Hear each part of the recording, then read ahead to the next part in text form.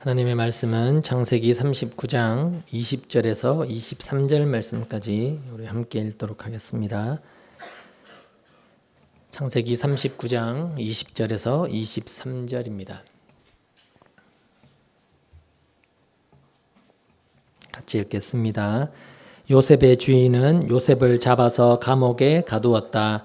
그곳은 왕의 죄수들을 가두는 곳이었다. 요셉이 감옥에 갇혔으나 주님께서 그와 함께 계시면서 돌보아 주시고 그를 한결같이 사랑하셔서 간수장의 눈에 들게 하셨다. 간수장은 감옥 안에 있는 죄수를 모두 요셉에게 맡기고 감옥 안에서 일어나는 온갖 일을 요셉이 혼자 처리하게 하였다. 간수장은 요셉에게 모든 일을 맡기고 아무것도 간섭하지 않았다. 그렇게 된 것은 주님께서 요셉과 함께 계시기 때문이며 주님께서 요셉을 돌보셔서 그가 하는 일은 무엇이나 다 잘 되게 해 주셨기 때문이다. 아멘.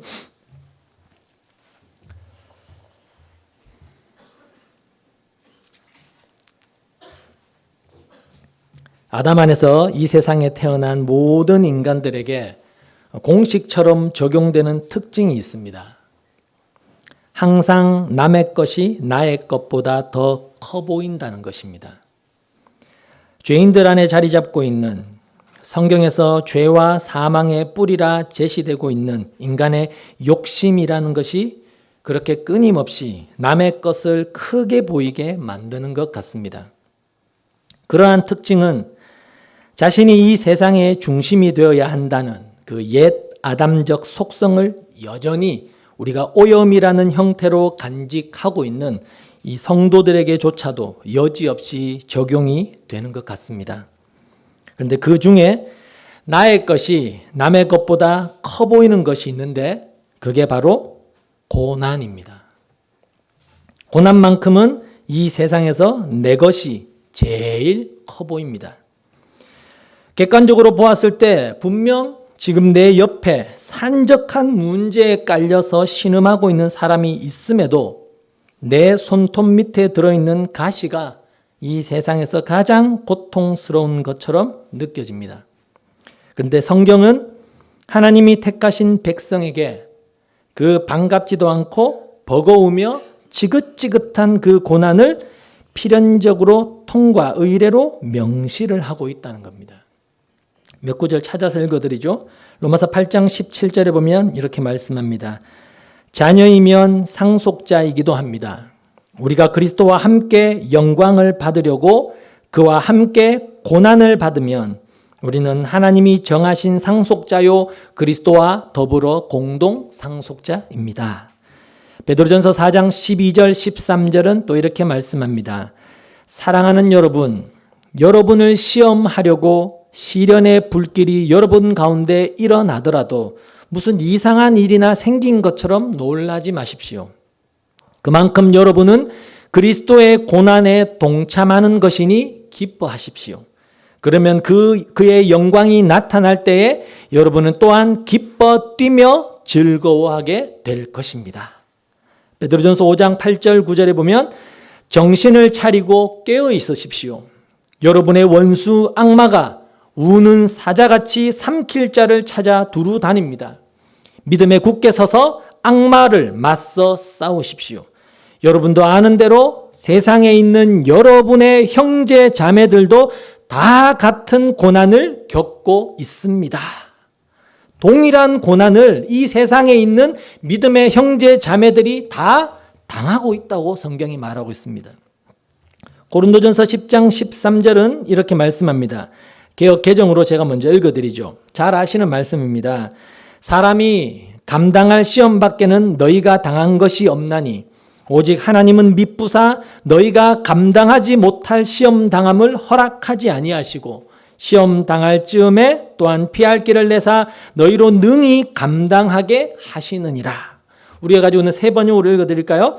여러분은 사람이 흔히 겪는 시련 밖에 다른 시련을 당한 적이 없습니다. 하나님은 신실하십니다. 여러분이 감당할 수 있는 능력 이상으로 시련을 겪는 것을 하나님은 허락하지 않으십니다. 하나님께서는 시련과 함께 그것을 벗어날 길도 마련해 주셔서 여러분이 그 시련을 견디어낼 수 있게 해 주십니다. 여기 개역개정에 감당할 시험이라고 번역된 부분을 원어에 조금 더 가깝게 번역한 새 번역에서는 사람이 흔히 겪는 시련이라고 되어 있습니다. 그러니까 감당할 시험이란 누구나 다 겪는 시험이라는 뜻입니다. 누구나 다 겪는 시험. 그러니까 우리가 당하는 시험은, 우리가 당하는 고난은 그냥 감당할 만한 고난, 감당할 만한 시험, 즉 이겨낼 만한 시험을 주신다라는 말이 아니라 감당할 만한 시험이란, 감당할 만한 고난이라는 말은 누구나 다 보편적으로 그런 시험을 겪고 있다라는 뜻인 것입니다. 나만 겪는 게 아니라 누구나 다 겪는 시험이다라는 뜻인 것이죠. 이렇게 성경은 성도가 하나님 나라에 입성하기 위해서, 하나님의 자녀로 완성되기 위해서 반드시 통과해야 할 통과 의례로 고난을 말씀하고 있다는 사실입니다. 그러니까 하나님께서 모든 성도에게 빠짐없이 그리고 필히 주시겠다고 약속하신 유일한 것은 만사형통, 소원성취, 입신양명, 전도양량이 아니라 고난입니다. 그런 것들은 있을 수도 있고 없을 수도 있는데 반드시 있어야 하는 것은 고난이라는 것입니다. 여러분은 어떠십니까? 지금 그 고난을 통과하고 계십니까? 특히 요즘은 그 고난이라는 단어, 그 단어가 아주 실감나게 느껴지지 않으십니까? 지금 전 세계는 전쟁과 기후위기, 그리고 인간성의 상실과 그리고 물가 상승으로 인한 경제 위기까지 총체적 난항을 겪고 있습니다. 마치 지구라는 이 거대한 배가 엄청난 폭풍에 이리저리 흔들리고 있는 그런 위태위태한 형국입니다. 들려오는 소식은 인간이 인간으로서 어떻게 저짓을 할 수 있을까라고 할 만한 그런 사건, 사고들이 쏟아져 나오고 있고, 전쟁으로 인하여 인간의 기본권 자체도 상실된 채 죽음을 맞이하는가 하면, 가난한 사람들은 생계 정도가 아닌 생존의 문제에서 위협을 느낄 만큼 아주 힘든 상황 속에서 하루하루를 견뎌내고 있고, 부자들 또한 자신이 투자한 것에 대비해서 손실로 인해서 참담한 날들을 보내고 있는 그런 실정입니다. 어떤 경우든 각자가 겪고 있는 고난입니다. 그런데 거기에서 예수를 믿는 사람들만 제외시켜 주시지 않는다는 겁니다.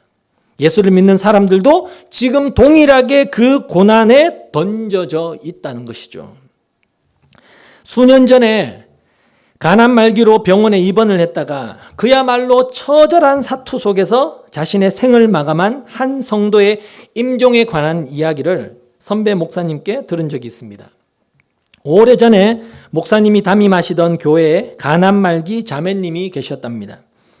목사님이 그분을 신방했을 때 그분이 자신의 인생을 돌아보면서 분노 속에서 내뱉었던 말이 목사님, 저는 태어나서 지금까지 40년 이상 예수를 믿었는데 단 한 번도 행복한 적이 없었어요 라고 했다고 합니다.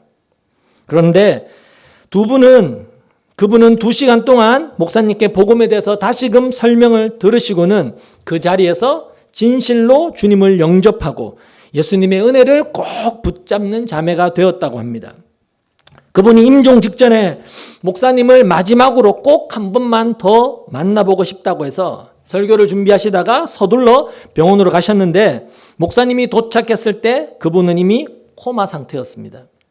의사들이 아직 청각은 살아있으니까 마지막 할 말이 있으면 해도 된다라고 해서 목사님이 그 자매의 손을 잡고 이마에 손을 얹었습니다. 그리고 그분의 귀에다 대고 물었답니다. 자매님, 이제 천국 가셔서 좋으시겠어요? 무섭지 않죠? 제 말을 알아듣고 계시면 손가락을 한번 움직여 보세요. 그러자 그분의 검지가 까딱하고 목사님의 손바닥을 이렇게 스치더라는 겁니다. 성도님, 그동안 많이 힘드셨죠? 이제 이런 질병도, 아픔도, 슬픔도, 가난도 외로움도 업신여김도 없는 그 하나님 나라에 가시게 되셨으니까 얼마나 좋으세요. 저는 정말 성도님이 부러워요 라고 했더니 다시 손가락을 까딱 움직이셨습니다. 그리고는 숨이 멎었습니다. 어떤 사람이 자신의 손을 잡은 채로 하나님을 실제로 만나는 그 영광스러운 상황이 그 목사님 앞에 펼쳐진 것이죠. 그분이 숨이 끊어지는 순간 하나님은 그분을 덥석 끌어 안으셨을 것입니다. 내 딸아, 고생 많았다. 이제 넌 영원한 나라에 온 거야. 이제 여기서 진짜 영원 속에서 안식을 누리며 편안히 쉬어라. 이렇게 말씀하셨을 겁니다. 그 순간에 목사님은 그분의 손을 잡고 있었는데 목사님이 느끼기에 마치 자신이 그분과 하나님과의 역사적 그 상봉 장면에 동참하고 있는 것 같다는 생각에 온몸에 전율이 느껴졌답니다. 그 손을 자기도 잡고 있는데 자신은 왜 못 가는가? 그 손을 잡고 자기도 그냥 그 길로 따라갈 수 있었으면 얼마나 좋을까라는 생각이 들었답니다. 그 자매는 분명 구원을 받은 그리스도인입니다. 죽음의 순간에도 그 죽음을 담대히 받아들이면서 하나님을 만나러 가니 참 좋다라는 말씀을 하셨답니다. 그런데 그분이 느끼시기에 자신의 인생과 자신의 모든 삶은 고난과 고생으로 점철된 인생이었습니다.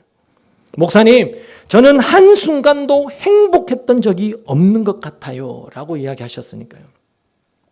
여러분, 우리 주변에도 예수를 믿는데도 가정적으로, 경제적으로 혹은 지병으로 고생하고 계신 분들이 많이 계십니다.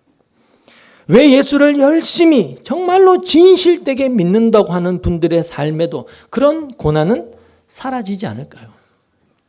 오늘 우리는 본문에 나오는 요셉의 고난을 통해서 성경이 제시하고 있는 그 성도의 고난의 목적지가 과연 어디인지에 대해서 먼저 살펴보도록 하겠습니다. 창세기 39장에는 요셉의 고난이 구체적으로 기록되어 있습니다. 형들에게 팔려 애굽의 경호대장 보디발의 집 노예가 된 요셉은 본격적인 노예의 삶을 살게 되었습니다. 아버지에게 가장 사랑받던 자식이 자신의 죽고 사는 생사 여탈 고난 자체를 다른 사람의 손에 넘어가 버린 노예가 되어버린 것이죠. 바로 예수를 상징하고 있는 것이죠.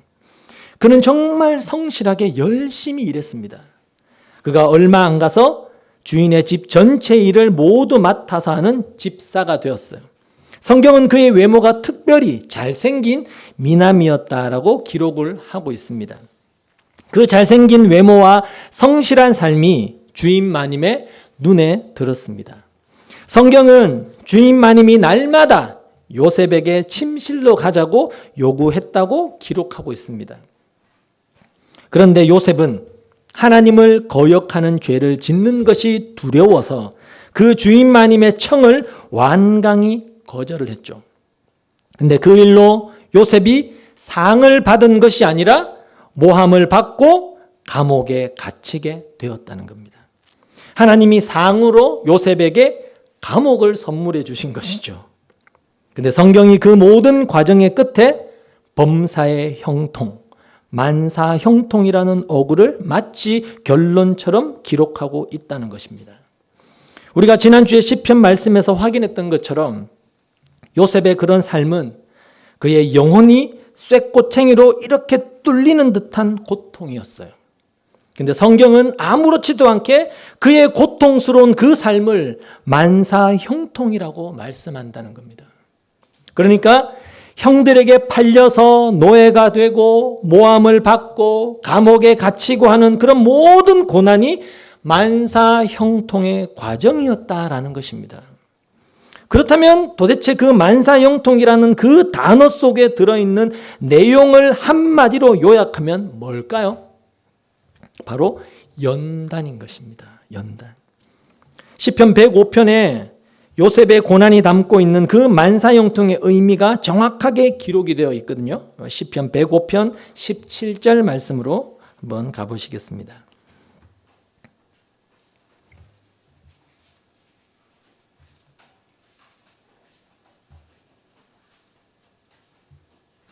17절에서 19절까지 같이 읽겠습니다. 시편 105편 17절입니다. 시작. 그런데 주님은 그들보다 앞서 한 사람을 보내셨으니 그는 종으로 팔린 요셉이다. 사람들은 그 발에 착고를 채우고 그 목에 쇠칼을 씌웠다. 마침내 그의 예언은 이루어졌다. 주님의 말씀은 그의 진실을 증명해 주었다. 개역 개정으로 제가 다시 읽어드리죠. 한 사람을 앞서 보내셨으며 요셉이 종으로 팔렸도다. 그 발이 착고에 상하며 그 몸이 쇠사슬에 매였으니 곧 여호와의 말씀이 응할 때까지라. 그 말씀이 저를 단련하였도다. 이렇게 요셉의 고난이 담고 있는 그 만사 형통의 의미는 한마디로 하면 단련, 연단입니다. 여호와의 말씀이 이루어질 때까지 그가 그 말씀에 의해 단련, 연단을 받아야 하기 때문에 그 고난을 받았다라는 것입니다. 그러니까 성도의 만사 형통은 한마디로 고난을 통한 연단이라고 할 수가 있는 것이죠. 성도의 삶에 나타나는 모든 만사 형통을 한마디로 뭐라고요? 고난을 통한 연단이라고 할 수 있는 겁니다. 그렇다면 요셉의 연단은 무엇을 위한 연단이었을까요? 도대체 무엇을 위한 연단이었기에 그 연단을 낳게 하는 고난을 만사 형통이라고 이야기하는 걸까요? 그건 요셉이 받은 예언의 말씀이 무엇인가를 보면 우리가 알 수가 있겠죠. 그 말씀이 저를 단련한다고 하니까 그가 받은 계시, 약속, 그 예언이 무엇인지를 우리가 확인해 보면 분명히 알 수가 있을 것입니다. 그럼 요셉이 무슨 계시, 무슨 약속, 무슨 예언을 받았나요? 우리가 앞에서 확인했듯이 요셉은 지금 야곱의 축복, 야곱의 언약을 성취하는 자로 서 있는 겁니다.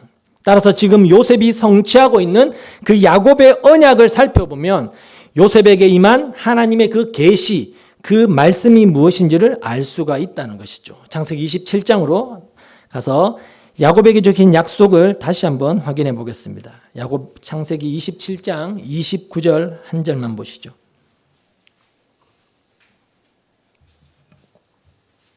창세기 27장 29절입니다.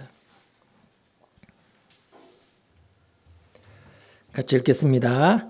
시작. 여러 민족이 너를 섬기고 백성들이 너에게 무릎을 꿇을 것이다. 너는 너의 친척들을 다스리고 너의 어머니의 자손들이 너에게 무릎을 꿇을 것이다. 너를 저주하는 사람마다 저주를 받고 너를 축복하는 사람마다 복을 받을 것이다. 요셉이 자신의 삶으로 성취해 가고 있는 하나님의 약속은 그가 만민의 섬김을 받고 형제들의 주님, 주가 되는 것입니다. 겉으로만 보면 그게 성취가 되었죠. 바로 그 길에 고난을 통한 연단이 필요했다라는 거예요. 겉으로 나타나는 것으로만 그 이야기를 해석하면 경호대장 집에서의 그 집사 생활과 그리고 왕의 신하들이 갇혀있는 감옥 생활에서 얻은 그 국가에 대한 정보나 어떤 지식 등이 그의 총리 생활을 위한 준비 과정이 되었다는 것이죠. 그러나 그 계시는 우리가 알다시피 사실 예수 그리스도에게서 성취될 계시였죠. 그렇지 않습니까? 요셉이 형들의 주가 되고 만민이 그를 섬기게 하려면 요셉이 왕이 되어야 되는 거지 왜 총리가 되겠어요? 그건 하나의 상징이었단 말입니다. 그러니까 예수 그리스도가 만민의 왕으로 모든 이들의 주가 되기 위해서는 반드시 십자가의 순환이 필연적이었듯이 이 요셉도 그 애굽의 총리라는 그 자리가 상징으로 담고 있는 예수 그리스도의 왕 되심, 주 되심이라는 그 목적지를 향해서 예수 그리스도의 십자가 고난을 상징하는 그 13년간의 고난을 통과했던 것입니다. 그 말은 다른 말로 요셉이 예수의 승리와 같은 그 승리를 얻기 위해 그 목적지를 향해 성도의 삶에 실제로 살아내야 하는 그 십자가의 삶을 살아냈던 것입니다. 그러니까 성도의 삶 속에는 예수의 삶이 그대로 반복되어 나타나게 된다라는 것을 요셉의 삶을 통하여 지금 우리에게 가르치고 있는 거예요. 그리고 그 목적지에 이르기까지의 그 과정을 성경은 단련, 연단이라고 말씀한다라는 것입니다. 여러분 한번 생각해 보십시오. 요셉은 자신의 잘못으로 애굽에 팔려간 게 아닙니다. 아울러 요셉의 감옥 생활 또한 자신의 죄가 아닌 세상으로부터의 유혹과 모함에 의한 것이었습니다. 그렇죠? 근데 그가 자기를 공격한 그 상대방들의 죄를 노예의 삶으로 감옥 생활로 대신 대속하는 삶을 살고 있다는 겁니다. 형들의 죄는 노예 생활로 갚고 있고 주인 마님의 죄는 감옥 생활로 갚고 있다는 거예요. 그게 바로 누구의 삶이었죠? 예수의 삶이었지 않습니까? 하나님이신 당신을 마치 종처럼 취급하며 자신들의 말을 듣지 않으면 그 대상이 하나님일지라도 죽여버리겠다라는 그 악독한 죄인들에게 떨어질 그 형벌을 그 십자가에서 대신 짊어지신 순환당하신 예수의 모습이 바로 요셉의 삶에서 그대로 나타나고 있는 것입니다. 죄인들의 죄를 대신하여 십자가에서 저주의 형벌을 대신 받으시는 예수의 모습이 요셉의 삶에 그대로 나타나고 있다는 거예요. 바로 그 삶이 성도의 삶 속에서 반복된다라는 것이죠. 그래서 성경은 성도의 고난을 가리켜서 그리스도의 남은 고난이라고 말씀을 하는 겁니다. 골로새서 1장 24절 한 절 찾아보실까요? 골로새서 1장 24절입니다.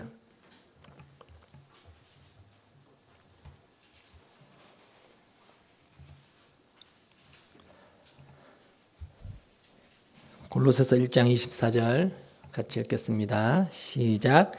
이제 나는 여러분을 위하여 고난을 받는 것을 기쁘게 여기고 있으며 그리스도의 남은 고난을 그분의 몸 곧 교회를 위하여 내 육신으로 채워가고 있습니다.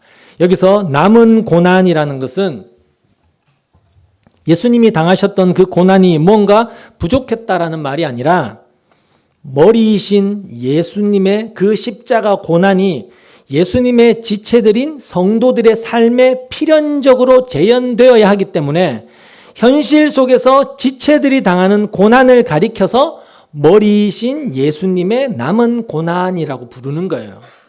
왜냐하면 지체이신 예수님의 머리에 우리가 몸으로 붙어 있으니까 우리가 당하는 고난이 곧 그분의 고난이 되기 때문에 그리스도의 남은 고난이라고 이야기를 하는 겁니다. 쉬운 말로 성도의 고난은 예수님의 고난과 완전히 똑같은 고난이라는 뜻입니다. 닮아 있다는 거예요. 성도가 겪는 고난은 예수님의 고난과 절대로 분리되어질 수 없는 고난이라는 뜻입니다. 그래서 성도의 고난은 필연적이라는 거예요. 결단코 있다는 것이죠. 근데 예수님의 고난이 하나님의 백성들의 그 탄생이라는 하나님의 뜻을 목적하셨던 것처럼 성도의 고난 또한 그 하나님의 뜻, 목적을 이루어내는 동일한 목적지를 향하고 있다는 거예요. 그러니까 예수님이 당하신 순환과 십자가의 삶, 그리고 그 십자가의 삶을 자신의 현실 속에서 고난이라는 모양으로 직면하고 있는 성도의 삶은 하나님의 뜻의 완성, 즉 보시기에 좋았더라라는 그 궁극의 선이라는 목적지를 향한 과정, 그 징검다리 역할을 하고 있다는 거예요. 뭐가요? 고난이. 그 말은 다른 말로 나의 고난을 통하여 하나님이 나에게만 혹은 이 세상에게 하실 일이 있다는 거예요. 그리고 성경은 성도가 당하는 그러한 고난을 가리켜서 시험이라고도 한단 말입니다. 그 고난이라는 단어를 똑같은 단어를 시험이라고도 번역하기도 한다는 것이죠. 그것은 성도가 고난, 즉 시험을 통과하지 않고는 절대로 선이라는 하나님이 정하신 그 목적지, 완성 지점에 도달할 수 없음을 알려주는 거예요. 십자가 없이 예수의 부활이 그리고 예수의 승귀가 높아지심이 있을 수 없는 것처럼 우리도 똑같다는 것이죠. 고난을 통과하지 않으면 결단코 그 자리에 설 수가 없다라는 것과 같은 이치인 겁니다. 그래서 야고보 사도는 그 이야기를 이렇게 표현을 하고 있습니다. 야고보서 1장 12절 찾아보시죠. 야고보서 1장 12절입니다.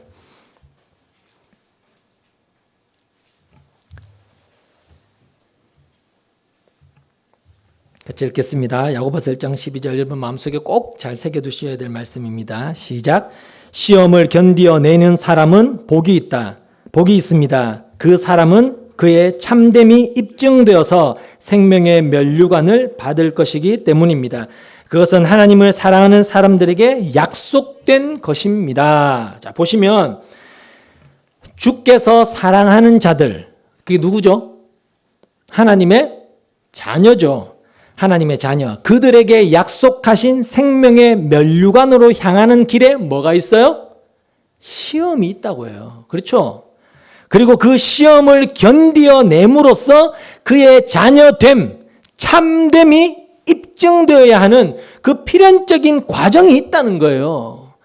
여러분, 시험이라는 것이 있고 그 시험을 통과해서 야, 너 참되다 라는 것이 하나님께 입증이 되고 그리고 나서 뭘 받아요?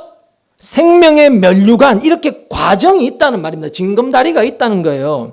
그러니까 그 시험이라는 것을 통과하지 않으면 그가 생명의 면류관으로 갈 수 있다 없다? 없다는 거예요. 못 가요, 여러분. 바꿔 이야기하면 하나님의 자녀는 반드시 그 고난, 그 시험을 통과함으로 그가 하나님의 자녀됨이 입증되어져야 된다는 거예요. 입증되어질 수밖에 없다는 것입니다. 자, 그렇다면 성도에게 닥쳐오는 시험에서, 그 고난 속에서 참됨이 입증된다는 것, 하나님의 자녀라는 것이 증명된다는 것은 어떤 것을 말하는 걸까요? 그냥 무작정 이빨 꽉 깨물고 참으면 되는 건가요? 속은 막 터져서 죽을 것 같은 이빨 꽉 깨물고 참는 건가요? 내가 너무너무 힘들지만 이를 악물고 참아내면 아이고 그래 잘했어. 넌 내 딸이야, 내 아들이야. 그렇게 참되다라고 인정을 해주시는 건가요? 여러분, 자기가 당하는 일에 대해서 이를 악물고 있다는 건 그 일을 허락하신 그분에게 이를 악물고 있는 것과 똑같은 말인데, 그런 사람을 하나님이 너는 참 참되다, 옳다, 그렇게 하나님 인정해 주실까요? 당연히 아니겠죠. 아니면 그러한 고난 속에서도 늘 하나님의 자녀다움을 가시적으로 잘 드러낼 수 있어야 하는 걸까요? 완벽하게? 성도가 고난을 통과하면서 얼굴에 힘든 기색이라고는 조금도 보이지 않는, 그래서 힘든 기색이 조금만 보이는 날에는 참되다라는 인정을 받을 수가 없는 걸까요? 여러분, 여기서 참됨이 입증된다라는 말은 그런 완벽함을 요구하는 말이 아니라 연단이 되다라는 뜻입니다. 원어를 정확하게 번역하면 연단이 되다라는 거예요. 의역을 하면 목적한, 하나님이 그 사람에 대해서 목적한 연단의 자리에 서다라는 뜻인 거예요. 그 시험을 통해서요. 그러니까 고난의 목적, 시험의 목적은 하나님이 그 시험 당사자에게 목적하시는 그 분량의 만큼의 연단이 되어지는 것을 이야기하는 겁니다. 그 시험을 통해서 연단을 자꾸 잘 받아내는 걸 이야기하는 거예요. 그리고 여기 시험을 견디어낸다라는 말은 우리가 연단을 받아야 하는 그 기간 동안에, 우리의 인생이겠죠. 우리의 전 인생 기간 동안에 우리에게 그 시험은 끊임없이 쏟아지게 된다라는 뜻이에요. 근데 그걸 견디게 하시면서 연단하게 하신다라는 뜻인 것이죠. 중간에 하다가 하나님 나 힘들어서 못 해먹겠습니다. 때려치울래요. 이게 안 된다는 거예요. 그게 시험을 견디어낸다라는 뜻인 겁니다. 성도는 그렇게 고난을 통하여 연단을 받게 되고요. 또 그 연단이 때론 다른 이들의 구원하는 그 방법으로 쓰이기도 하는 것입니다. 그러니까 성도에게 있어서 고난은 연단을 만들어내는 필수적인 과정인데, 그럼 우리에게 닥치는 고난을 통해서 어떠한 연단을 받게 되는지 이제 구체적으로 몇 가지만 좀 살펴보도록 하겠습니다. 왜냐하면 생명의 면류관이라는, 그 야고보서에서 보았던 생명의 면류관이라는 그 목적지를 향하는 길에 반드시 나타난다라는 그 고난과 연단의 내용이 뭔지도 모르면서 우리가 그저 영생을 소유했다라고 고백한다는 것은 그야말로 자기를 속이고 말장난에 불과하기 때문인 겁니다.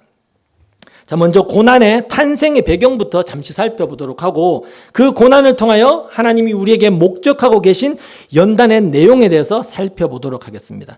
고난이라는 것이 어떻게 해서 생겨났을까요? 여러분 아시다시피 인간은 원래 지어지기를 하나님과 의로운 관계로 지어졌습니다. 여기서 의라는 단어는 하나님과 인간 사이의 올바른 관계, 즉 하나님은 창조주로서 통치자로서 인간을 다스리시고 인간은 피조물로서 하나님을 절대적으로 의존하며 순종하는 상태를 말합니다. 그게 의라고 합니다. 여러분 도덕과 윤리로서의 의에서 여러분 자꾸만 벗어나셔야 돼요. 성경에서 말하는 의는 우리가 가지고 있는 개념적 의와는 완전히 다른 겁니다. 근데 인간이 그 의로운 관계를 깨버렸죠. 내가 왜 당신 말만 들어야 돼? 라며 그 의로운 관계를 깨버렸습니다. 그래서 둘 사이는 의의 관계가 아닌 불의의 관계가 되었어요. 불의. 그래서 인간은 불의한 자라고 성경이 말하는 겁니다. 모든 인간은 불의한 자, 악한 자라고 하는 이유가 거기에 있습니다. 도덕적으로 나쁜 짓을 했기 때문에 불의한 게 아니에요. 죄인이 아니란 말입니다. 이거 꼭 여러분 인식을 바꾸셔야 돼요. 그리스도인들은 이 생각을 바꾸셔야 되고요. 하나님과의 올바른 관계가 깨진 것이 여러분 불의입니다. 그게 죄란 말입니다. 악이란 말이고요. 자, 그런데 그런 인간은 하나님 없이 자신의 힘으로 스스로의 생명과 안녕과 행복을 유지하고 확보할 수 있다라고 믿었어요. 성경이 그것을 뭐라고 부르느냐? 교만이라고 부릅니다. 교만. 그렇게 인간들이 스스로의 힘으로 자신들 안에 내재되어 있는 그 자원으로 자신들의 안녕과 행복을 추구하기로 했다는 것은 인간들이 이제 하나님의 도움을 거부하고 하나님과의 관계를 끊어버렸다는 말이기 때문에 하나님은 그 즉시 당신의 그 하늘 자원을 인간들에게 공급하는 그거를 막아버리셨어요. 하나님의 복, 바라크라는 그 생명이 끊겨버린 거죠. 그래서 인간들은 그 순간부터 자신 안에 내재되어 있는 제한되고 유한한 그 자원으로 자기를 생존해야 했고 그 유한함은 곧 뭘 낳을까요? 유한함은 뭘 낳나요? 결핍을 낳는 겁니다. 결핍을 낳게 되었어요. 하나님의 생명으로 하나님의 생명력으로 풍성하게 채워져야 비로소 참된 안녕과 행복을 유지할 수 있는 하나님 절대 의존적 존재들이 자기 안에 내재된 그 제한된 자원으로 행복과 안녕을 취득하려고 하다 보니 인간은 극심한 결핍의 상태를 경험하게 됩니다. 그렇게 하늘의 초월로부터 단절이 되고 하나님의 생명, 그 복이 끊어져 땅에 갇혀있는 상태를 무슨 단어라고 이야기한다고요? 지옥이라고 하는 겁니다. 땅지, 감옥, 땅에 갇히는 거죠. 그러니까 세상 사람들은 동의하지 않겠지만 사실 지금 이 세상이 바로 뭘까요? 지옥인 것입니다. 이걸 아셔야 돼요. 그리고 바로 그 결핍에서 나오는 모든 행위와 증상들과 상태가 바로 고난인 것입니다. 그러니까 지금 우리가 겪는 고난은 어떤 의미에서는 지옥의 한 모델을 경험하고 있는 겁니다. 그런 것들을 경험하면서 우리는 이 세상에서 뭔가를 배우게 되는 겁니다. 이 지옥의 처절함을 우리가 이 땅에서 그 작은 모형으로 배우게 되는 거예요. 그렇게 인간이 시간 속에 갇히게 되자 영혼으로부터 단절되고 시간 속에 갇히게 되자 그들에게 부여된 자원이 유한하게 제한되어 버리자 그들에게 닥친 것이 뭘까요? 인간에게 닥쳐지게 된 것이 늙어짐과 고장남과 사망입니다. 인간은 제한된 자원이 고갈되어 감에 따라 늙고 병들고 허약해지다가 결국 자기 안에 제한된 그 자원이 다 바닥이 나게 되면 어떻게 돼요? 죽는 겁니다. 죽어요. 우리에게 닥친 연약함, 질병, 사망은 바로 그 결핍으로부터 시작된 겁니다. 원인이 된 거예요. 고난인 것이죠. 그런데 인간들은 그러한 자신의 결핍을 채우기 위해서 나 아닌 다른 사람들의 자원을 탈취합니다. 나 외의 모든 사람들의 것을 빼앗아서 자신의 배를 채우는 존재가 되어버렸죠. 나의 결핍을 채우기 위해서 시기하고 질투하고 싸우고 전쟁을 일으키고 도둑질하고 거짓말하고 심지어 살인을 합니다. 스스로의 힘으로 하나님이 되어보겠다는 목적을 확고하게 붙들고 있는 죄인들은 나 이외에 다른 사람의 고통은 안중에도 없어요. 내가 1차적으로 편해야 돼요. 그래서 일단 나의 위상을 세우기 위해 다른 이들의 목을 매달건 죽건 말건 그저 그들의 것을 탈취해내는 겁니다. 인간들은 자기 이외의 다른 이들의 물질적 소유뿐만 아니라 그들의 명성과 인기와 능력까지도 탈취해내고 싶어 하죠. 그런데 그런 것들은 도둑질이나 사기나 억지로 빼앗을 수가 없잖아요. 그래서 그들은 상대방을 뭐해요? 폄하하고 모욕하고 험담하고 모함하고 시기하고 댓글 달고 질투해서 결국 그를 좌초시키죠. 무너뜨려 버립니다. 이 모든 것이 다 어디에서부터 나왔다고요? 결핍에서 나오는 것이고 그 모든 것이 전부 다 고난의 재료들인 것입니다. 고통의 재료들인 것이죠. 거기에서 무수한 고난들이 쏟아져 나오게 되는 것입니다. 여러분 혹시 사이코패스라는 말 들어보셨죠? 요즘 특히 많이 나오는 말들. 사이코패스는 아시다시피 반사회적 인격 장애의 극단적 케이스입니다. 그래서 굉장히 자기중심적인 생각에서 한 발짝도 벗어나지 못한 사람을 가리켜요. 언론에서 강호순, 유영철, 조두순 그런 등의 살인자들에게 그런 호칭을 붙이곤 하는데 사실 아담 안에 있는 모든 죄인들은 이 사이코패스적 본성을 누구나 소유하고 있다는 걸 아십니까? 기분 나쁘시겠지만 사이코패스들의 특징은 사람의 뇌에 있는 변연계가 작동하지 않는다고요. 고장났다고 합니다. 그 변연계는 해마와 편도체로 나누어지는데 그중에 특별히 편도체가 고장이 나면 보통 사람들이 당연히 느껴야 되는 어떤 공포, 두려움, 죄책감을 전혀 느끼지 못한답니다. 그래서 사이코패스는 어떤 사람을 잔인하게 살해하거나 심지어 유영철 같은 놈은 사람의 인육가지를 먹어도 전혀 두려움이나 양심의 가책을 느끼지 않죠. 오늘 아침에 뉴스 보니까 유영철이 아직도 그 일에 대해서 반성을 하지 않는다고 하죠. 양심의 가책이 없는 그걸 뭐라 한다고요? 사이코패스라고 하는 겁니다. 그런데 그런 사이코패스들이 지금 이 사회에 급속도로 늘어나고 있다고 합니다. 이 변연계, 편도체가 망가진 사람들이 급속도로 늘어나서 우리가 보다시피 범죄는 점점 더 흉악해지고 있죠. 멀쩡한 사람이 범죄 저지르는 걸 보면 우리가 소름이 끼칠 정도 아닙니까? 정말로 평범하게 굉장히 순수하고 착해 보이는 그 사람이 사람을 이렇게 심각한 범죄를 저지르는 그런 걸 보면서 범죄는 점점 더 흉악해지고 거기다가 죄책감도 느끼지 않는 그런 엄청난 범죄들이 많이 늘어나고 있습니다. 그런데 우리는 과연 그들을 가리켜서 저런 돌연변이들, 저런 사이코패스들 이렇게 말할 자격이 있을까요? 우리에게는 그런 기질이 없나요? 하나님 앞에 정말 우리가 말로 행동으로 우리가 참회기도 매주 하지만 말로 행동으로 하나님 앞에 그렇게 생각으로 범죄한 죄들에 대해서 여러분 얼마나 죄책감과 두려움과 그 하나님에 대한 경외감을 갖고 그렇게 살고 계신가요? 아니잖아요. 여러분 하나님과 약속했던 것들을 얼마나 성실하게 지키시려고 노력하십니까? 아니잖아요. 근데 그게 죄책감으로 여겨지시나요? 정말로 참회하며 뼈를 깎는 고통으로 하나님 앞에 회개를 하시나요? 아니잖아요. 죄를 죄로 인식하지도 못해요. 그리고 반복적으로 그 죄를 계속해서 짓고 있는데도 가책이 없잖아요. 여러분 그게 사이코패스라는 겁니다. 바로 내가 사이코패스인 겁니다. 그렇게 결핍 속에 던져진 우리 안에서 바로 그러한 악이 나오고 그러한 죄가 나오는 거라는 겁니다. 결국 이 세상의 사이코패스적 죄를 보면서 우리는 우리 자신을 봐야 되는 것이지 저런 나쁜 놈, 쳐 죽일 놈, 사지를 찢어 죽일 놈 이렇게 이야기해서는 안 된다는 거예요.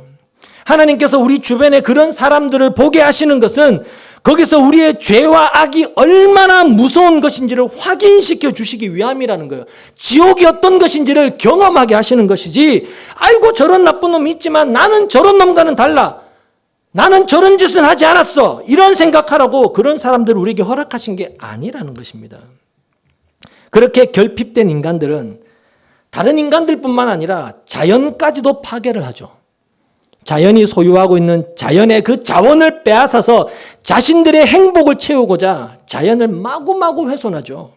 오존층이 어떻게 되든 말건 산소를 뽑아내는 숲이 사라지든 말든 대지를 적셔서 열매를 맺어야 하는 강줄기가 엉뚱한 대로 흘러서 그렇게 되든 말든 인간은 관심이 없습니다. 오로지 자기를 위해서 살아요. 인간들은 다른 것이 어떻게 되든 말든 자신들의 그 결핍을 채우지 않으면 살 수 없을 것 같은 그 불안함 속에서 빠져버리기 때문에 그러는 것입니다. 그들은 그저 자신의 행복과 만족만 채워지면 땡인 거예요. 거기에서 자연재해가 발생하죠.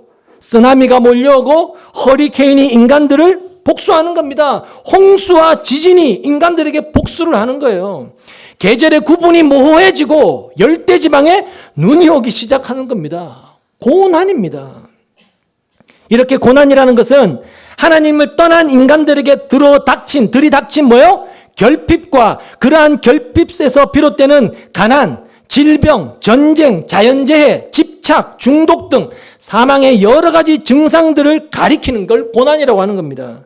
따라서 모든 고난은 바로 우리 인간들이 자초한 것입니다. 결론으로 말씀드리면 고난은 인간들이 만들어낸 거예요. 아니, 여러분, 저와 여러분 자신이 자초한 것이고 내가 만들어낸 것으로 인식하셔야 된다는 거예요. 그렇다면 우리는 그러한 고난을 통과하면서 어떤 연단의 자리, 어떤 유익을 얻게 되는가, 이걸 확인해 봐야 되겠죠. 첫 번째로는 우리는 우리에게 닥친 그 고난을 통하여서 인간들의 죄가 낳은 그 열매가 얼마나 추악하고 더러우며 괴로운 것인지를 배우게 됩니다. 그리고는 믿음을 통하여 그러한 고난을 출산해낸 죄의 중심에 바로 내가 있었다는 것을 깨닫게 되며 아울러 그러한 자각을 통하여 타인에 대한 용서와 이해와 화해와 섬김을 배우게 된다는 겁니다. 그럼 지금은 고인이 된 바바라 존슨이라는 여사가 있습니다. 그녀가 쓴 책 중에 미국에서 50만 부 이상 팔린 모자에 제라늄 꽃을 꽂고 행복하게 살아라 라는 책이 있습니다. 그 바바라 존슨 여사는 엔지니어 남편과 4명의 건장한 아들을 둔 독실한 크리스찬이었습니다. 1966년 어느 날 그 부부는 자기 교회 청년부 수련회 상담자로 청빙을 받았습니다. 그녀는 남편을 먼저 보내고 나중에 아이들과 함께 출발을 했습니다. 근데 목적지에 거의 다 도달했을 무렵에 그 수련회장 입구에서 교통사고 현장을 목격하게 됐어요. 거기에서 피를 흘리며 누워있는 한 사람을 보았는데 피투성이가 된 그 사람은 뇌의 일부가 사고로 밖으로 쏟아져 나올 만큼 커다란 부상을 입고 있었어요. 자세히 봤더니 먼저 출발한 자기 남편이었습니다. 그 남편은 그 일로 식물인간이 되었어요. 여러분, 청년의 수련회 상담하러 가다가 식물인간이 되어버린 겁니다. 그 얼마 있다가 둘째 아들이 고등학교를 졸업하고 미 해병대에 입대를 했습니다. 둘째 아이는 입대를 하자마자 월남전에 투입이 되었고 그로부터 4개월 후에 월남에서 전사를 했습니다.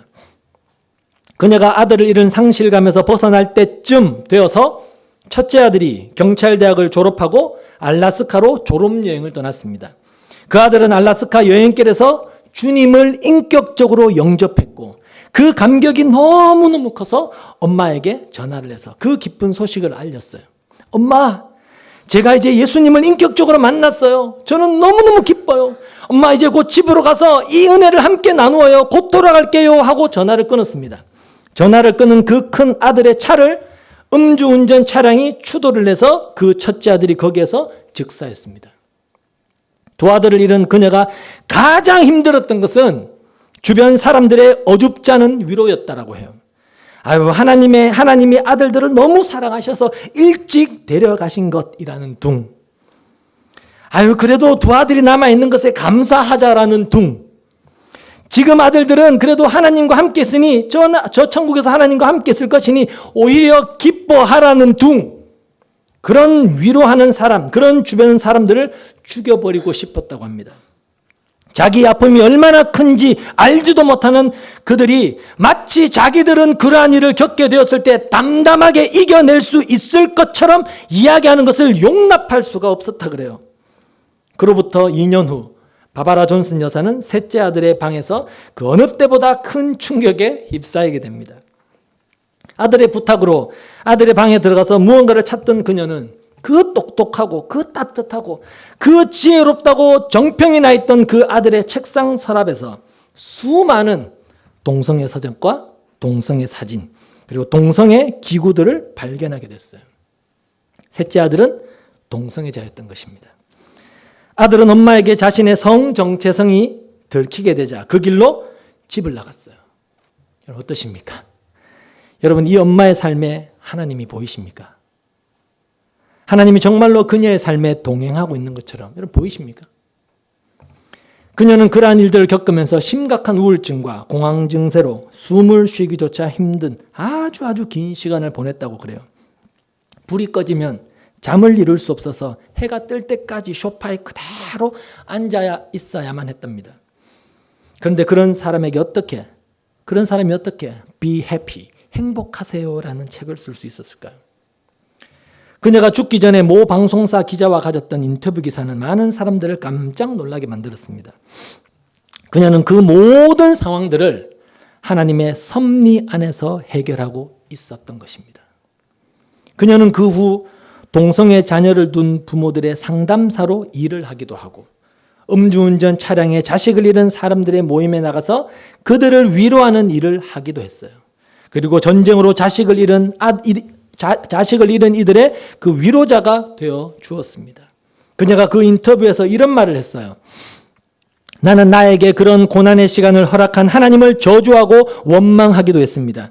근데 가만히 생각하니 그 모든 사건들과 상황들은 다 우리 인간의 죄가 만들어 놓은 것임을 알게 되었습니다. 그건 하나님의 책임이 아니었습니다. 그리고 그 고난이라는 아이가 태어난 그 자리에 바로 내가 몸을 풀고 있었음을 알게 되었습니다. 그러고 보니 나에게 닥친 불행한 사건들은 모두 나와 이 세상의 죄가 만들어 놓은 것이었습니다. 그 후로는 오히려 하나님께 죄송한 마음으로 회개의 기도를 올리게 되었습니다. 나에게 닥친 모든 고난은 바로 아담 안에 있는 내가 만들어 놓은 것임을 알게 되자 하나님 앞에 회개밖에 할 것이 없었습니다. 그리고 나는 그 후로 죄를 더욱 미워하게 되었습니다. 빌리 선데이가 말한 것처럼 나의 모든 사지를 모두 다 죄의 공격에 의해 빼앗기고 나에게 잇몸만 남게 된다 할지라도 나는 그 죄를 잇몸으로라도 물어뜯을 것입니다. 그녀는 자신의 생각이 거기에 미치게 되자 그 아들들을 그렇게 만든 이들을 모두 용서할 수 있었다고 합니다. 왜냐하면 그 모든 일은 죄인이라는 숙명적 그 운명을 타고난 자기를 포함한 인류가 만들어 놓은 것이라는 것을 알게 되자 오히려 그러한 죄 속에서 죄가 출산해내고 내는 더럽고 추악한 토사물들이 무엇인지도 알지 못하고 살아가는 그들이 가엾기까지 했다라는 것입니다. 그러니 여러분도 어떤 사람의 죄가 혹시 발견되어졌을 때 저런 나쁜 놈, 나는 적어도 저런 짓은 안 한다 라고 그렇게 행동하시면 안 된다는 겁니다. 저게 바로 내가 만들어 놓은 것이구나 라는 책임감을 갖고 살아야 한다는 거예요. 성도는요. 그래서 예수님이 내가 지적해야 할 만한 그 상대의 죄를 자기가 짊어졌던 것입니다. 유혹은 주인 마님이 했는데 주인 마님이 갇혀야 했는데 내가 감옥에 갇히는 겁니다. 죄는 내가 지었는데 예수가 날 대신에 죽었다는 것입니다. 그걸 우리도 경험하면서 이러한 연단을 받는 거예요. 유익을 받는 것입니다. 그리고 그녀는 그러한 죄와 죄의 증상들인 고난이 다 제거가 된 그 하나님 나라가 자기에게 약속되어 있다는 것으로 행복해 하기까지 했다라는 것입니다. 너무너무 견디기 힘든데 너무너무 고통스러운데 빨리 여기서 벗어났으면 좋겠는데 이런 고통과 괴로움이 예수의 은혜가 아니었다면 영원토록 나에게 남아있을 뻔했는데 나에게 이런 거 다 사라진 그 하나님 나라가 준비되어져 있다는 그 사실 때문에 그녀는 오히려 기뻐할 수 있었다는 것입니다. 여러분, 이 역설을 이해할 수 있는 것이 진짜 성도라는 거예요. 여러분, 바울도 이 역설을 이해했고 바바라 여사도 이 역설을 이해했던 것입니다. 그 고난 속에서도 폭풍 속에서도 하나님 나라로 인하여 행복할 수 있는 자, 그가 바로 너는 참되다라고 하나님 앞에 입증되는 하나님의 자녀라는 것입니다. 그래서 그 극한의 고난 중에 있는 그 여인이 극한의 고난 중에 있는 사람들이여 행복하세요. 바울이 폭랑이는 그 뱃속에서 두려워 떨고 있는 자들 향해서 기뻐하십시오, 드십시오라고 말할 수 있었던 것입니다. 그렇게 바바라 존슨이 당한 그 처절한 고통은 그녀에게 그 죄의 실체를 깨닫게 해주었고 용서를 배우게 했으며 섬김의 의미를 알게 해주었고 하나님 나라에 대한 소망을 더욱더 공고하게 다져주었던 것입니다. 그것이 바로 그녀가 고난으로부터 얻은 연단이었던 것입니다. 유익이었던 것이라는 거죠. 두 번째로 우리는 죄가 출산해 놓은 고난을 직시하면서 죄를 향한 하나님의 진노가 얼마나 큰 것인지를 배우게 됩니다. 하나님이 죄를 어떻게 대하시는지를 배우게 된다는 거죠. 여러분, 고난은 엄밀히 말해서 하나님의 진노의 산물입니다.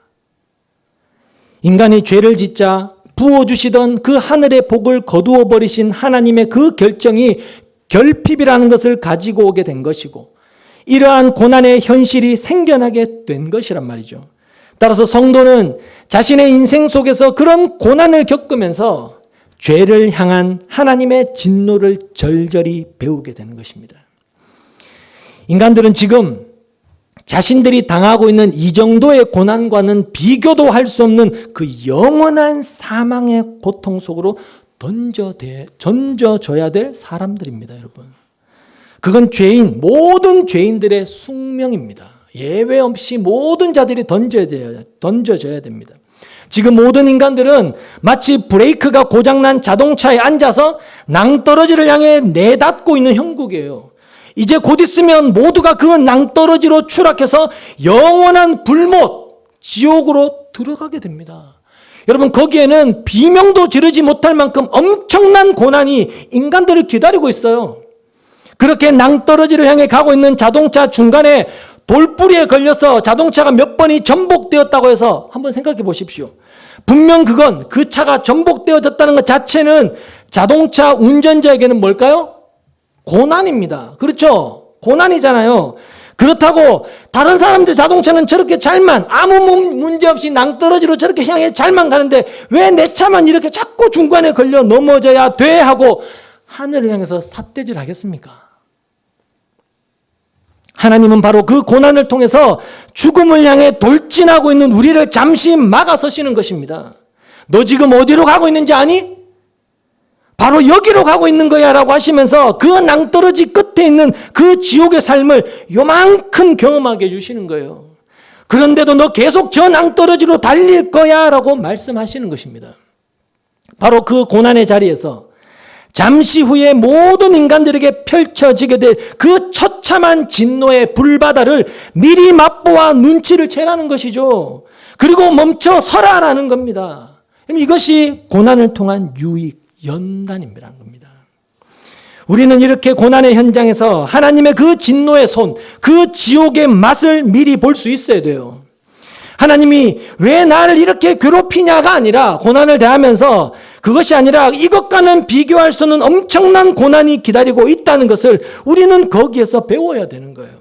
그리고 그러한 고난과는 비교도 할 수 없는 그 하나님의 진노가 나에게 부어질 뻔했다는 것을 깨닫고 거기에서 건져주신 그 하나님의 은혜에 진심으로 감사할 수 있어야 되는 것입니다. 그게 고난에서 얻을 수 있는 유익, 즉 연단입니다. 세 번째로, 하나님은 고난을 통해서 그 어떤 것도 당신의 사랑에서 당신의 백성을 끊어낼 수 없다는 것을 가르치십니다. 로마서 8장 35절 말씀 한번 찾아보시죠.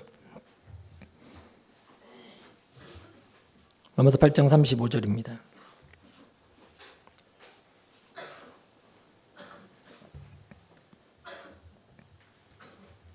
같이 읽습니다. 시작. 누가 우리를 그리스도의 사랑에서 끊을 수 있겠습니까? 환난입니까? 공고입니까? 박해입니까? 굶주림입니까? 헐벗음입니까? 위협입니까? 또는 칼입니까? 건너뛰어서 38절 39절 시작. 나는 확신합니다. 죽음도 삶도 천사들도 권세자들도 현재일도 장래일도 능력도 높음도 깊음도 그 밖에 어떤 피조물도 우리를 우리 주 예수 그리스도 안에 있는 하나님의 사랑에서 끊을 수 없습니다. 여러분 35절에 보면 고난의 여러 가지 모양이 등장을 하고 있죠. 환난, 공고, 박해, 굶주림, 헐벗음, 위협, 칼. 여러분 이 모든 것이 지금 우리에게 고난으로 닥치고 있는 것들 아닌가요? 우리가 그런 고난을 직면하게 되면 마치 하나님이 나를 버리신 것 같은 그런 서운함, 불편함 느끼시잖아요. 그렇지 않나요? 그래서 하나님을 원망하게 되고, 심지어 이런 하나님이라면 나는 더 이상 하나님 믿지 않고 나를 믿고 살겠다라는 사람들이 생겨나기도 하죠. 근데 바울은 그런 고난들이 절대로 너희들을 하나님의 사랑에서 못 끊어낸다라고 이야기하고 있단 말입니다. 그게 38절, 39절 말씀입니다. 나는 떠나고 싶은데, 다시는 하나님을 믿고 싶지 않은데 하나님이 떠나도록 놔두지 않는다는 거예요. 이런 하나님이라면 나는 안 믿을란다 라며 떠나가려고 하는데도 하나님이 한 번 붙든 사람은 떠나도록 놔두지 않는다는 거예요. 그리스도의 사랑을 이런 것들이, 이런 고난들이 절대로 끊어내지 못한다는 것입니다. 따라서 우리는 그런 고난을 경험하면서 어떠한 경우에도 당신의 백성들을 놓지 않으시는 그 하나님의 열심을 배우게 되는 겁니다. 나는 그분을 버리고 싶은데, 나는 그분을 놓고 싶은데, 이 지긋지긋한 고난으로부터, 맨날 자기 부인과 십자가의 삶을 살아야 되는 그 삶으로부터 이젠 좀 도망치고 싶은데, 나 자신을 위해서만 좀 살고 싶은데 하나님이 안 놔주시는 겁니다. 그렇다고 내가 원하는 대로 상황을 개선해 주시나요? 개선해 주지 않아요. 바로 그 상황 속에서, 고난 속에서 가르치시는 것입니다. 내가 너를 놓지 않는다는 걸. 그런데 거기에서 떨어져 나가는 사람들이 분명히 있다는 겁니다. 그 사람들을 가리켜서 성경은 이렇게 묘사를 하죠. 마태복음 13장 20절 찾아보시죠. 마태복음 13장 20절 21절입니다. 거기서 떨어져 나가는 사람들을 성경은 이렇게 묘사를 합니다. 같이 읽습니다. 시작. 또 돌짝밭에 뿌린 씨는 이런 사람이다. 그는 말씀을 듣고 곧 기쁘게 받아들이기는 하지만 그 속에 뿌리가 없어서 오래가지 못하고 말씀 때문에 환난이나 박해가 일어나면 곧 걸려 넘어진다. 여러분이 기억해야 할 것은, 여러분, 말씀이 임하는 곳에는 반드시 시험, 고난이 닥치게 된다는 사실입니다. 그걸 아셔야 돼요. 여러분, 빛과 어둠이 공존할 수 없는 것처럼 빛이 있는 곳에는 반드시 어둠의 공격과 시험이 있다는 겁니다. 그런데 요셉은 말씀이 그를 단련해서, 연단해서 결국 완성 지점에 이르게 했다라고 성경이 기록하고 있는 데에 반해서 이 돌짝밭과 같은 사람은 말씀이 임하자 그 말씀으로 인한 환난과 어려움 때문에 그 자리를 박차고 떠나더라는 겁니다. 겉으로는 고난 때문에 떠나는 것 같지만 실상은 말씀이 그가 돌짝밭이었다는 것을 입증시킨 거예요. 그들은 하나님께 붙들린 옳다 인정하심을 받는 성도가 아니었던 것이죠. 이렇게 성도는 그러한 고난을 통과하면서도 끝까지 하나님의 손에 의해 붙들려 있게 되는 것이고, 그 고난은 우리에게 하나님의 그 집요한 사랑, 그분의 진지한 열심을 배우게 하는 겁니다. 이게 고난을 통해서 얻는 유익, 즉 연단입니다. 네 번째로, 우리는 우리가 겪는 고난을 통해서 세상에게 하나님의 영광을 드러내는 삶을 살게 됩니다. 그 고난을 통하면서 하나님이 어떤 분이신지를 드러내게 된다는 것이죠. 여러분은 사도 요한의 제자였으며 요한으로부터 서머나 교회의 감독으로 임명받아 사역했던 폴리갑이라는 사람을 아십니까? 폴리갑은 로마 황제를 주라고, 퀴리오스라고 부르지 않고 예수만 나의 주로 믿고 전하며, 그래서 민심을 소란하겠다는 이유로 사형 판결을 받게 됩니다. 당시에 서머나의 총독이었던 스타티우스는 폴리갑과 어려서부터 절친한 사이였습니다. 그 친구는 폴리갑을 살리기 위해서 원형 경기장 안에서 수많은 군중들 앞에서 그에게 물었습니다. 예수를 한 번만 부인해라. 그러면 살려주겠다. 그때 폴리갑이 그 유명한 말을 합니다. 우리 주님은 86년 동안 한 번도 나를 모른다고 하지 않으셨는데 내가 어찌 우리 주님을 모른다 할 수 있겠는가? 성난 군중들이 폴리갑을 사자의 먹이로 주라고 소리쳤습니다. 폴리갑의 친구 스타티우스는 어떻게 해서든 그의 죽음을 막아보려고 했습니다. 그런데 성난 군중들이 그를 장작더미 위에라도 올리라고 아우성을 쳐서 결국 폴리갑은 화형을 당하게 되었습니다. 그때 폴리갑이 총독에게 이렇게 말을 합니다. 너는 지금 잠깐이면 타다가 꺼져버릴 불로 나를 위협하지만 너를 위해 준비된 영원히 꺼지지 않는 불을 너는 어찌 피하려고 하느냐라며 오히려 그 총독을 불쌍히 여겼다고 합니다. 사람들이 그를 화형대에다가 묶으려고 했을 때 폴리갑이 그들을 저지하면서 이렇게 말했습니다. 나를 묶을 필요 없다. 나는 절대로 도망가지 않는다. 나는 우리 주님께서 나에게 견딜 힘을, 너희들이 나를 묶지 않아도 이 장작덤에서 움직이지 않고 견딜 수 있는 능력을 주실 것이다. 그리고는 기도를 드렸습니다. 하나님이시여, 당신께서 오늘 이 시간 나로 인하여 순교자의 반열에 그리고 그리스도의 잔에 합당하게 하시어 내 몸과 영혼이 성령의 썩지 않는 축복 속에서 영생의 부활을 얻기에 합당하다고 여겨주시니 감사합니다. 저는 저에게 일어난 이 모든 일들로 인하여 당신의 사랑하는 독생자 영원한 대제사장의 이름으로 감사와 찬양과 영광을 돌립니다. 성부, 성자, 성령의 영광이 이제부터 영원히 있을지어다. 아멘. 이렇게 기도하고는 뭘 하고 있느냐? 어서 속히 너희들의 할 일을 해라 라고 하며 오히려 그들을 독촉했습니다. 하나님은 폴리갑의 화형을 막아주시지도 않았고 불에 타서 죽으며 느끼는 그 처절한 고통을 경감시켜 주지도 않았습니다. 그러나 그가 그것을 견뎌낼 힘을 주신 것이죠. 사람들은 그의 죽음을 보면서 죽음 앞에서도 저렇게 당당하고 불에 타 죽는 순간에도 찬송을 부르게 하는 폴리갑의 하나님은 도대체 어떤 분이란 말이냐라며 궁금해했다라고 합니다. 여러분, 르완다 내전 때 르완다의 선교사님이 그곳의 성도들과 함께 경험했던 일입니다. 당시 르완다의 기독교인들은 반군들의 타켓이 되어서 쫓기고 있었다고 합니다.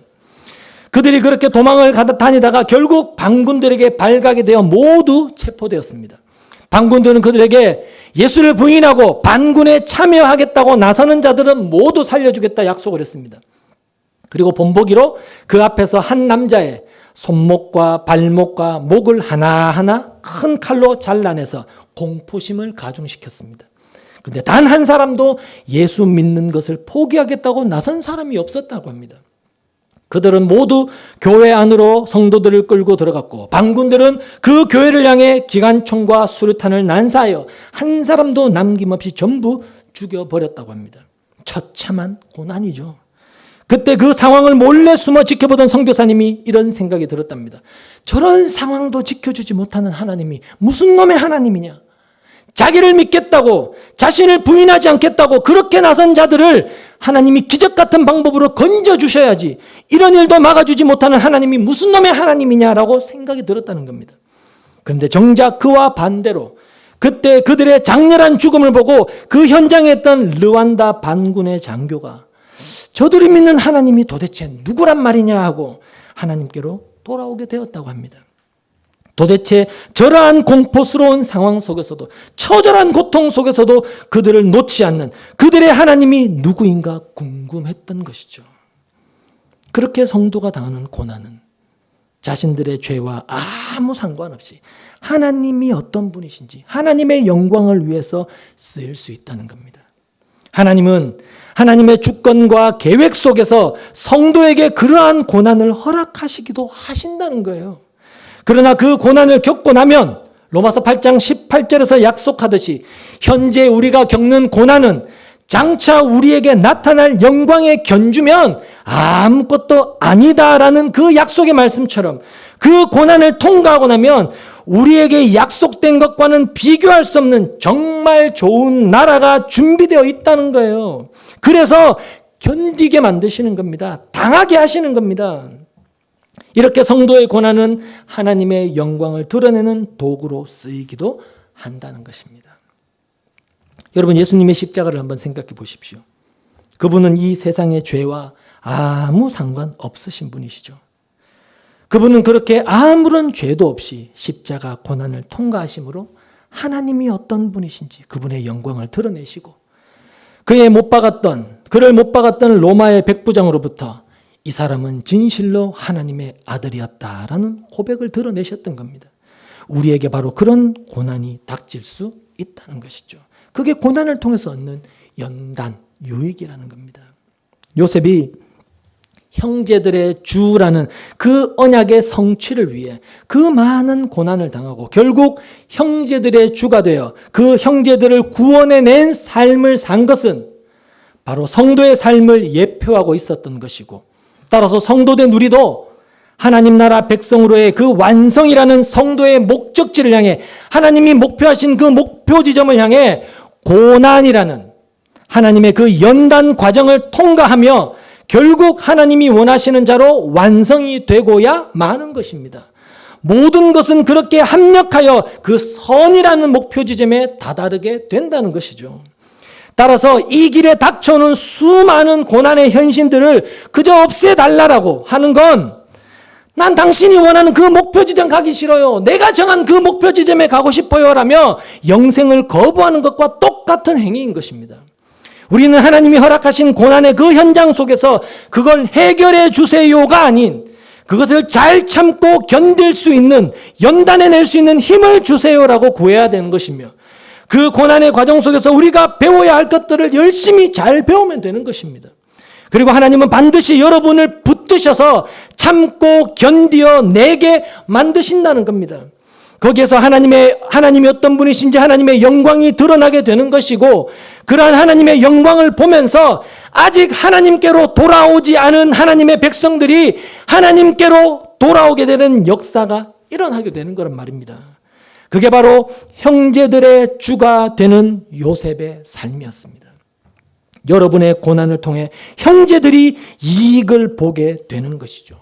그게 요셉의 고난이었던 것이고, 그게 십자가고, 그게 예수의 삶이었으며, 그게 성도된 여러분과 저와의 삶이라는 것입니다. 그런데 어떻게 예수 믿고 고집 꼭대기에 기어 올라가서 복음을 효율적으로 전한다, 그런 말을 한단 말입니까? 여러분, 복음은 십자가와 예수의 피를 통해서만 전해지는 것입니다. 썩는 밀알로, 하늘의 밀알로 자기 부인과 십자가의 삶을 통하여 생명은 탄생하게 되는 것입니다. 그러니 여러분, 많이 당해 주십시오. 고난 감수하셔야 합니다. 고난이 여러분을 절대로 비껴가지 않습니다. 힘드시겠지만 잘 참으시고 잘 견디십시오. 잘 배우십시오. 너무 힘들 때 요셉을 생각하시고 예수님을 생각하십시오. 우리에게 위로가 되는 건 여러분, 인생이 그렇게 길지 않다는 겁니다. 여러분, 지금까지 여러분의 인생 눈 한번 깜빡했더니 여기까지 오셨죠. 다시 한번 눈 한번 깜빡하시면 거기 가는 겁니다. 그러니 이 짧은 인생길에 누구를 그렇게 미워하며, 이 길에 누구를 그렇게 용서하지 못해서 분노하고, 누구와 그렇게 다투면서 여러분 지옥 같은 삶을 사시겠습니까? 그러니 우리는 다른 것 구하지 말고 믿음으로 고난을 잘 참으며 인내하며 그 영혼을 소망하며 살 수 있는 힘을 달라고 기도해야 하는 것입니다. 부디 지금 하나님이 여러분의 완성을 위해 허락하시는 고난을 잘 감수하고 잘 견뎌내십시오. 연단을 거부하지 마시고 받으십시오. 그것이 여러분으로 생명의 면류관을 얻게 한다는 것을 기억하십시오. 여러분, 인생은 찰나입니다. 곧 끝이 옵니다. 부디 자신의 인생을 낭비하지 않는 지혜로운 성도님들 다 되시기를 주님의 이름으로 축원합니다. 기도하겠습니다.